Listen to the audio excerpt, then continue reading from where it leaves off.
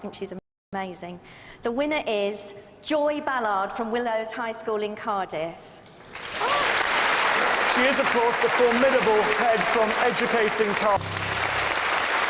Ladies and gentlemen, the secondary head teacher of the year, Joy Ballard.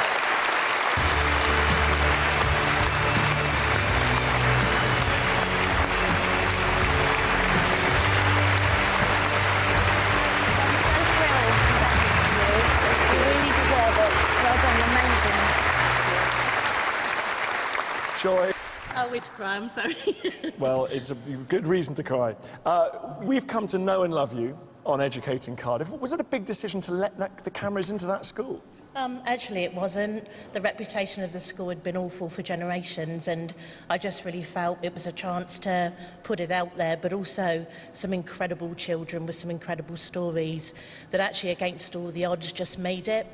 And that had been happening on a day-to-day basis with extraordinary staff that I wish that I'd had when I was a child at school. Well, you mentioned that. Your experience at school wasn't great, was it? So why did you go back into it? Why did you go back into the world of teaching and schools? Well, I guess it sort of happened as a bit of an accident, really, if I'm honest. I started reading Mills and Boon, never had any qualifications, thought I'd write a book, never got round to it, but started education myself, and it changed my life. I actually came across a teacher as an adult that believed in me, that bothered to mark my books and give me feedback that changed my life. Well, and now in return, you've changed a lot of young people's lives. Thank you so much. Ladies and gentlemen, Secondary Head Teacher of the Year, Joy Ballard. And thank you, Sarah Hadland, as well. Well done.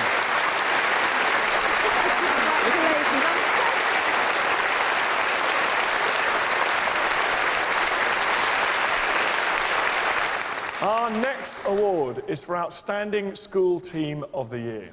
To present this award, a TV funny man whose talents know no bounds. In a career that spanned 15 years, he has bounced from singing to acting to presenting roles. He joined the cast of EastEnders earlier this year and is currently causing havoc on Albert Square as bad boy Vincent Hubbard, a character that even gives Phil Mitchell a run for his money. Would you, Adam and Eve it, please welcome Richard Blackwood.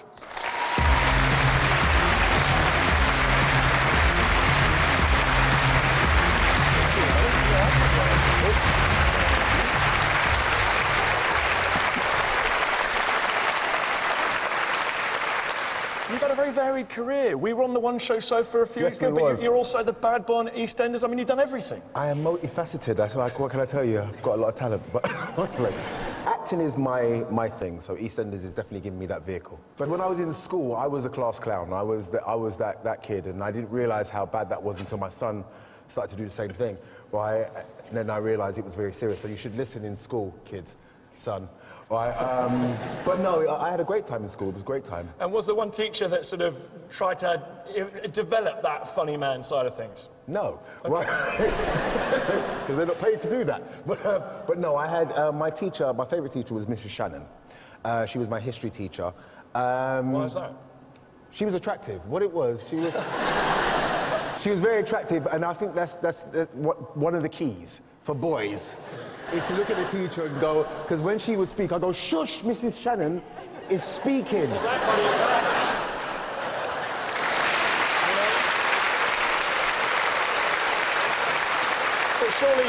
surely that, and she was talking about history. She was talking about history. Yeah, more importantly, buddy. But I learned about the suffragettes, Emmeline Pankhurst. I learned everything through her because she was attractive. I listened. Well, we are going to listen to you now as you open that golden envelope and tell us who's won. Well, listen, I am delighted to be here tonight to present the award to the Outstanding School Team of the Year. And the winning team is the English department from Westlakes Academy in Eldon, Cumbria, affectionately known throughout the school as Team English.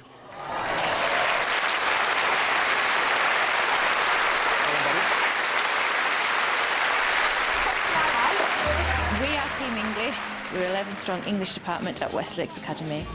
6 years ago, I joined as a newly qualified teacher. It was an old school. We were doing the same curriculum over and over again. Our vision was to make the children love it and make them see worth in learning, especially with their English skills, to giving them the best qualification that they could have to go into the wider world. Obviously today we've got the Dickens Day and Great Expectations. Team English are absolutely amazing. The students are very familiar with the phrase Team English, they tweet about it, they're on Facebook, and it's become a brand. It's instantly recognisable. The Team English breakfast we tend to do in the mornings so that we can catch up about the day. It's a good way that we can do things like Dickens Day. It means we've all got a voice, we all get to bounce our ideas from each other, and it's a good way for everyone to be heard. So today we're doing Dickens Day. It's really important that children become engaged with 19th century texts because sometimes they can find them quite daunting. Right guys, it's all in your hands now. Good luck. Hello everyone, welcome to Status House. This is the house of Miss Havisham.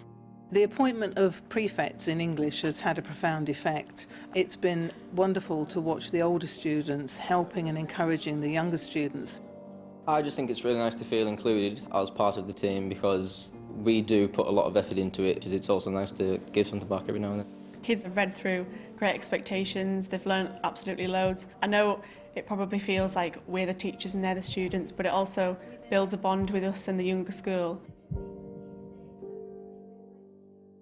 Standards of literacy have improved significantly in the school. In particular, the Shelfie initiative. Each member of staff has been asked to nominate their 10 favourite books and to say why they're important to them. It's been great at reinforcing to students that adults and teachers enjoy reading, and then they'll be encouraged to read themselves.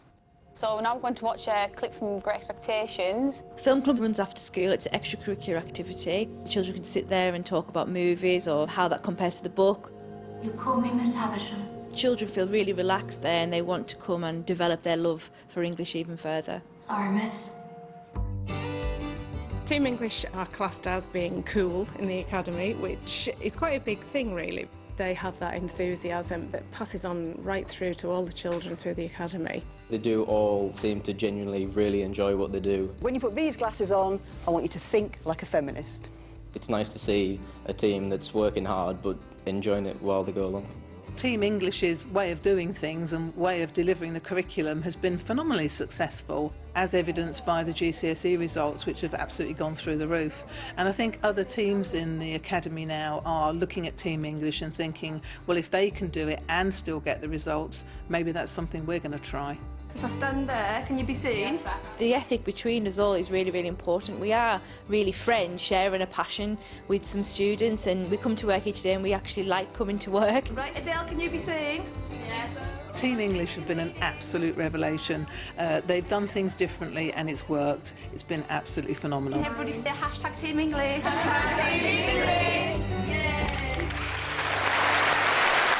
Ladies and gentlemen, our outstanding school team of the year.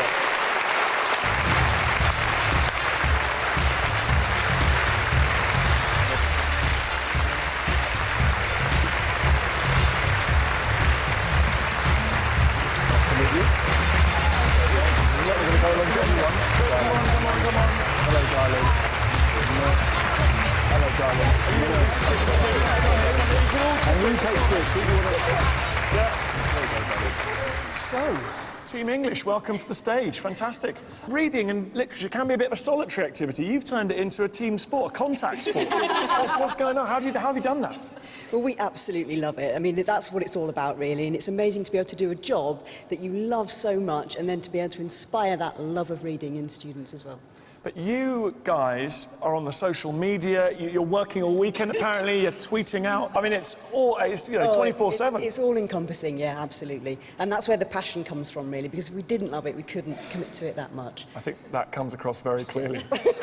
Now, I've been told, everybody, that your head teacher has promised you that if you were to win, you're going to go first class all the way back to Cumbria. Is that right? That's right. Is that a deal? A deal, yeah. OK, fantastic. Ladies, thank you very much indeed. Thank you. Our outstanding school team of the year. There we go. And thank you very much, Richard Blackwood, as well. Now it's time for the award for Primary Teacher of the Year. The winner of this award is passionate about her job. She says it's something you can feel between you and your class. You know when they just get it, and it's the best feeling in the world. As well as being an outstanding maths teacher, she is also known to use music to engage her pupils. So who better to surprise our winner than this singing quintet, who won the nation's hearts in Britain's biggest talent competition. Hi, we're Collabro. So, we've just arrived in Devon and we're about to go and surprise an incredible woman who teaches maths just up the road in the local village. She loves numbers and she loves music and she thinks nothing of having a little sing-song to warm up before lessons. But she won't be expecting us to come through that door there, singing the school song and presenting her with this amazing award. So before we warm up ourselves, let's take a look at why she's won. I joined Stockland Academy just over a year ago. Before I arrived here, I was inundated with people telling me about this amazing maths teacher. And when I saw Mrs. Ainsworth in action for the first time, I could completely see what they were talking about. Which is your best one? Which is your favourite? I want them to be creative in maths, and through that they can enjoy maths and feel that they're good at maths, so that they're not feeling I'm either good at writing and literacy or I'm good at maths. They can be good at both of it. She has such incredible commitment to the children, and her communication with the parents is extraordinary, and she is regularly meeting parents with their children at 8 o'clock in the morning. Parents get scared that they're not doing the right thing, or that the way they did maths is not how you're doing maths. So if you bring the parents in, teach them the way I'm teaching the children, they could just enjoy the subject with the child. Looking at this, I've understood so much more about the structure of maths and how to think in different ways than I ever had, even right through my education. And lots of you have been thinking about ideas about what might fit into 30. Before we even start the day, Caroline will ask them to think about the number of the day. The children will start expressing their ideas and their thinking about that particular number. If 2's fit in, there needs to be an even number of 2's for 4 to fit in. Out on the street there is sunshine. The beauty of a musical warm-up is that the children enjoy singing with each other, they enjoy that process of all being together for a song, and then they're ready to work because they're positive and enjoy themselves. What I'd really like today is some equivalent fractions in there. There are many different ways of reaching an answer in maths, and I'm interested in all the different ways they can get there. A lot of, I think, my maths teaching before I taught in this way was playing guess what I'm thinking with the child, or follow my thinking. Whereas I'm interested more in the child's thinking. The answer, right or wrong, isn't as important as the process by which the child got to the answer. She's always genuinely interested in listening to what the children are saying. So she's asking why they're thinking that, what is it that they're thinking. So it's always a real genuine interest in what they're talking about. She takes maths to a different level and she kind of lets us discover it on our own. The tendency might be to look for a mistake and to highlight it with the child, but not talking is really powerful because the space you give the child, they will fill. James came home the other day and he said out of nowhere, "Mum, I made 2 mistakes in maths today and I was really proud of them." All of these things meant that Caroline's work was a great contributing factor in the school, achieving some of the best maths results of any state primary school in the country and propelling the school into 48th in National League tables last year. Any other ideas about what might fit into 30? She lives and breathes it, and she's so inspired by it herself that that passion goes through all of the children. There's 2's fit into 4, so 4... I think after 30 years of teaching, you know when it's working. There's an atmosphere in the class, there's an expression on the children's faces, there's a level of engagement. She's a once-in-a-lifetime teacher. It all adds up, doesn't it? She's a fantastic teacher. Now, right on through there is Caroline and the children singing in the church. They're not expecting us to join in or present her with this. Here we go. Out on the street there is sunshine. When 2 friends meet there is sunshine. When life is sweet there is sunshine. Sunshine in my heart. Sunshine, sunshine, sunshine in my heart. Sunshine, sunshine, sunshine in my heart.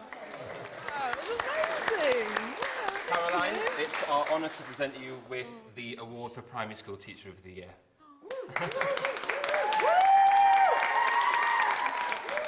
I didn't expect this at all. That's fantastic. I mean, it's wonderful. It's a brilliant school, brilliant parents, brilliant children, brilliant staff. So it's not really for me, it's for everyone else. Thank you.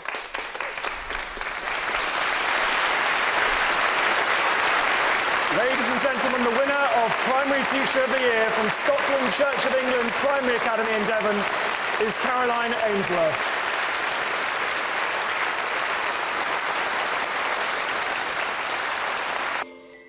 And now to our final award of the night for Lifetime Achievement. To present this award, one of our most talented and versatile actresses. She shot to fame in the 1960s in the BBC sitcom The Rag Trade and went on to star in a number of our best-loved shows, including Doctor Who, EastEnders and Kavanagh QC, alongside her late husband, John Thaw. Her moving memoirs detailing their 28 years together made her a best-selling author. So, with over 50 years' experience in the creative arts, she is more than qualified to present tonight's Lifetime Achievement Award. Please welcome the legend that is Sheila Hancock.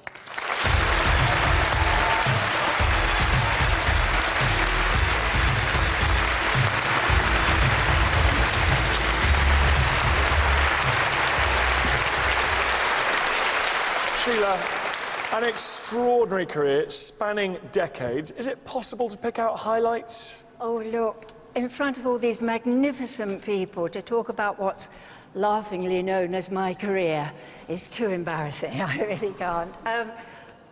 If I would, in this context, I would pick out when I was artistic director of the RSC tour and we went all around the country with our portable theatre, and that was probably the most rewarding thing of my career, because it was the nearest I could get to teaching, which is what I worship more than anything in the world. Well, that's clear, because you actually dedicated your first novel to your teachers. Yes, I have written a book about a teacher. And I have to say, during the research of that, I was so appalled at what our teachers have had to put up with. The constant changes. Every government that comes in brings in something, and all these people have to doggedly go on dealing with the kids in these new systems. 9 times out of 10 the systems don't work, and they're the ones that pick up the bits, and I thank you all most sincerely.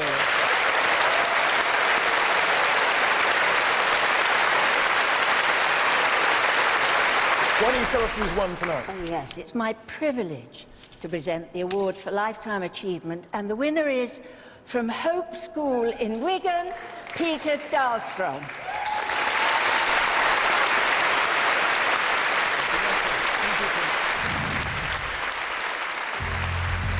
Hope School is a school for children with special needs in Wigan. In the last 30 years, it's undergone a remarkable transformation under the leadership of one extraordinary man. Good boy, go on, good boy. When I started at Hope School, it was a very small school, had very small premises with no specialist facilities at all.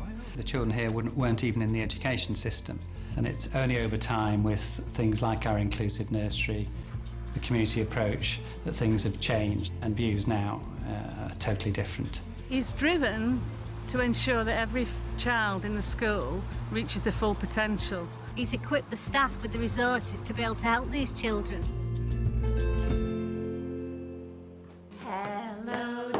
One of my hardest fights was almost 30 years ago. We did fight to get inclusion brought into the school and an inclusive nursery. At the time, the local authority couldn't understand why anyone from the local community would want to send their child to our school.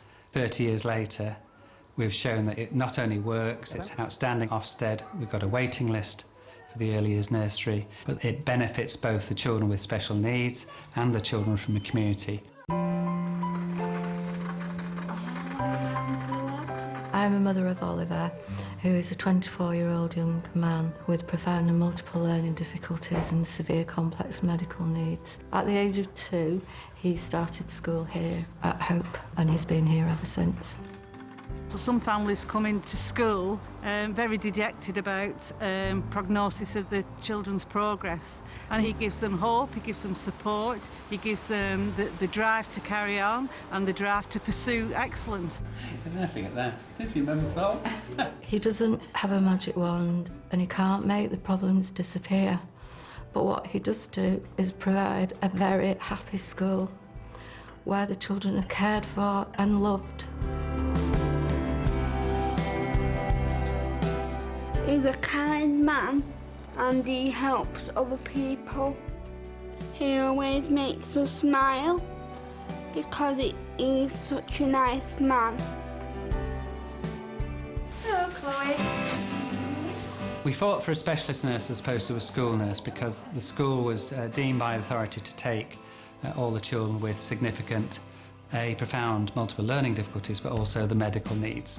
That community nurse on site has meant that children don't always have to go to hospital. We've got someone on spot who can make medical decisions, but whenever there's medical advice needed, not just for the staff, but also parents, she's there.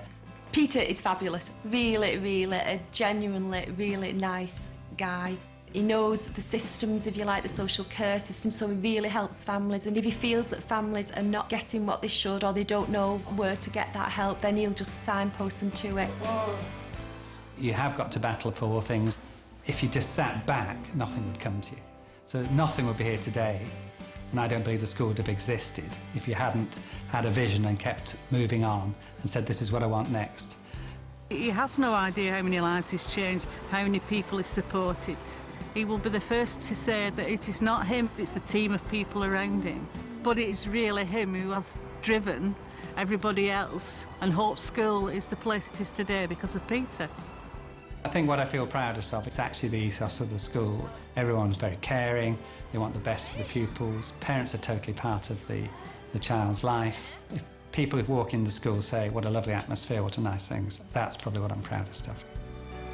He goes the extra mile for each and every child and their family, and that, for me, sums him up. And without him, I truly don't know how we would have got over many of the problems we've had.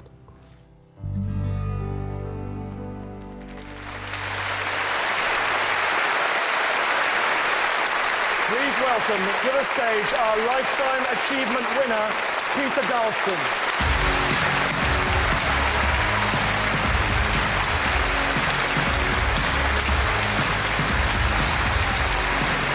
It weighs a great deal, but it's well deserved.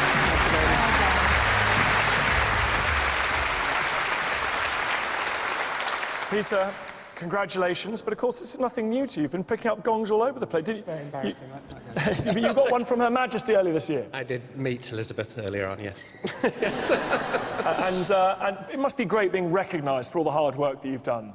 I think it's a cliche, but I'm sure everyone in the room will say it's not me, it is the parents, the children and the staff at the school, and actually no one can stand up here without a fantastic team behind them. Well, I was told that you would certainly talk about the team first and foremost, but tonight it's all about you. What have you learnt from working with these people for your whole professional life? At the end of the day, children are children, and I really believe that actually what you should do, treat all children as if they're your own son and daughter, and you can't go too far wrong. Has it been tough? You've just retired after 32 years. Has it been tough going back? It's been very hard going back because it's friends, my social life, but it's been a privilege at the same time. Well, it's a great privilege for us to have you up here on the stage today and to give you this award. So thank you very much indeed. Ladies and gentlemen, the winner of the Lifetime Achievement Award, Peter Dalston, and thank you, Sheila Hancock, as well.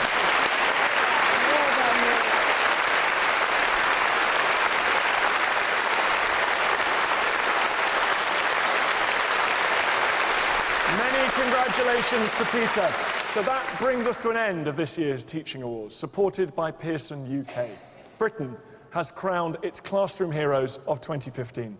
Congratulations to all this evening's winners. You have been the true stars of tonight, and it's been a pleasure to celebrate your success.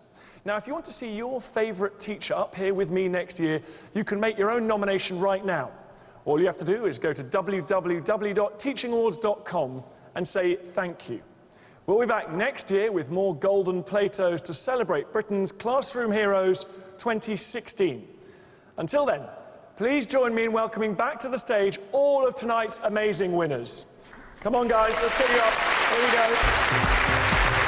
Don't be shy, that's right. Also presented tonight, outstanding use of technology in education. The winner from Uppingham Community College in Rutland is Ray Chambers.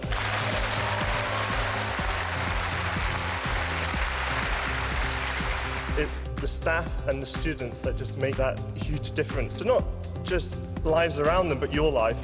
Further Education Lecturer of the Year. The winner from Western College at Her Majesty's Prison Channings Wood is Jerry Nightingale.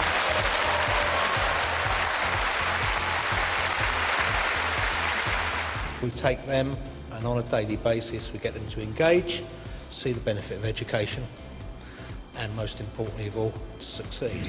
Secondary Teacher of the Year. And the winner is, from the Farnley School in Leeds, it's Lorna Bradford. I think the thing with geography is that it's very topical. We love a good earthquake, that's awful to say, but it really engages the students.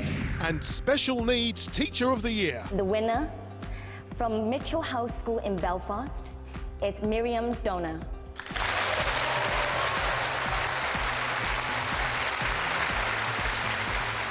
Definitely something I thoroughly enjoy. It's not a job, it's definitely a life for me. Ladies and gentlemen, I give you Britain's Classroom Heroes 2015. Thank you.